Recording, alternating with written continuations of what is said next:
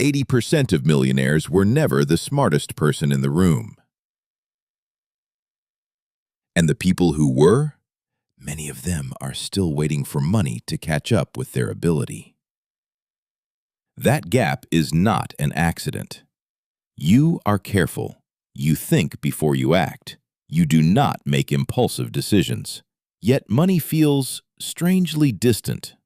Someone reckless gets the raise. Someone impulsive starts the company. You tell yourself they are just lucky. But deep down, you sense a pattern. And it is pointing directly at you. The truth is uncomfortable. Smart people often optimize for the wrong game, and they do it perfectly. Overthinking trap. What it is, thinking replaces action until opportunities disappear. The science. Psychologist Barry Schwartz studied decision paralysis in depth. More options do not increase good decisions. They increase anxiety and freeze behavior. Careful thinkers see more variables, so they hesitate longer than everyone else.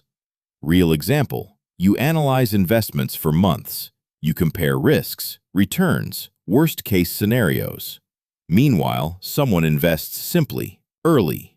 They gain years of compounding advantage, not because they were sharper, because they moved. The shift. Set a hard decision deadline. Act when information is good enough, not perfect. Perfection is the most expensive thing you will ever buy. You were trained to avoid mistakes, but money rewards movement, not certainty.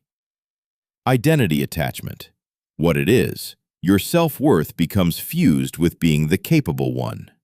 The science. Carol Dweck's decades of mindset research show that fixed identities resist growth. High achievers especially. Being wrong feels like losing status, so you avoid situations where failure is visible. Real example, you stay in the stable, respectable job. It confirms your competence every morning. Business feels risky. Investing feels uncertain. Failure would contradict who you are. So you stay safe and slowly invisible. The shift. Redefine what capability means to you. Not knowing everything, but recovering faster than anyone else. The smartest move is sometimes the one that looks foolish first. Briefly, linear thinking bias. What it is, expecting reward to scale predictably with effort.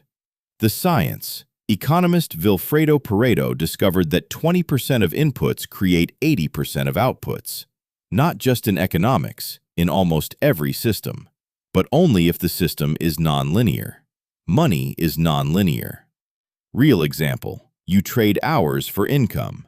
More work, more pay. Logical, safe, limited. Someone else builds one asset, a product, an investment, a system.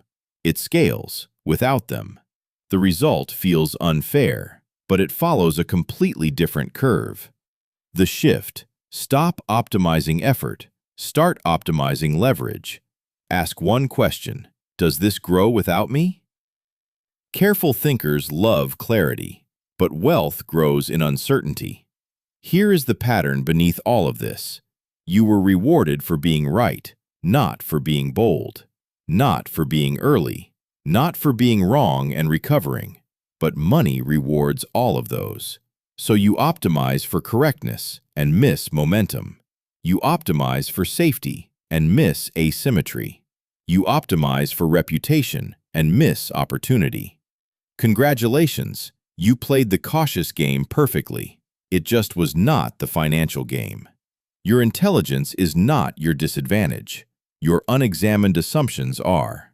And the most dangerous assumptions are the ones that feel like facts. Quietly, consistently, for years.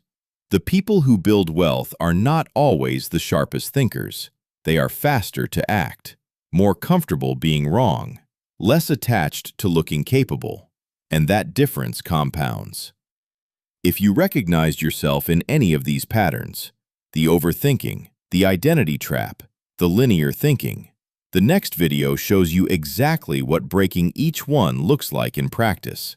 Not theory, not mindset advice, specific behaviors, specific shifts. One of them takes 4 minutes. If this made you think, subscribe. The next video will make you question more.